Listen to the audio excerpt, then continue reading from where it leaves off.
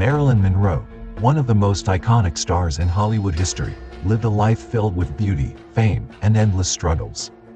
Her story often feels like a fairy tale, yet beneath the glitz and glamour, her final days reveal a far more complex and tragic truth. In the summer of 1962, just months before her death, Marilyn was battling personal demons, and Hollywood was starting to turn its back on her. She was no longer the vibrant, sought-after star she once was. In the weeks leading up to her death, those closest to her knew something wasn't right. She had been in and out of hospitals, struggling with her mental health and addiction. Despite her status as a legendary actress, Marilyn's emotional pain was deep and growing. In the days before her death, Marilyn seemed to be trying to regain control of her life.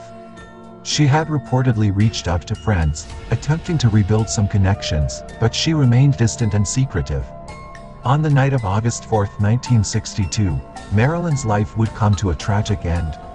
She was found alone in her home, lifeless, with a bottle of pills beside her. The official story was that she had overdosed on sleeping pills, a suicide that seemed almost inevitable given the state she had been in. But the details surrounding her death were strange.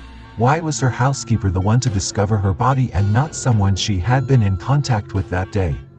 Why was the scene so unusually clean, with no signs of a struggle? There were rumors that Marilyn was more than just a Hollywood figure. Some believed she had been involved with powerful men, and her connections to them raised eyebrows. Theories began to circulate, suggesting that her death was not as simple as it seemed. As time passed, the mystery only deepened. Autopsy reports failed to reveal any clear answers, and people close to Marilyn seemed too afraid or unwilling to speak out. The truth, perhaps, will never be fully uncovered. But the untold story of Marilyn Monroe's final days remains one of the most gripping and unresolved mysteries in the history of fame.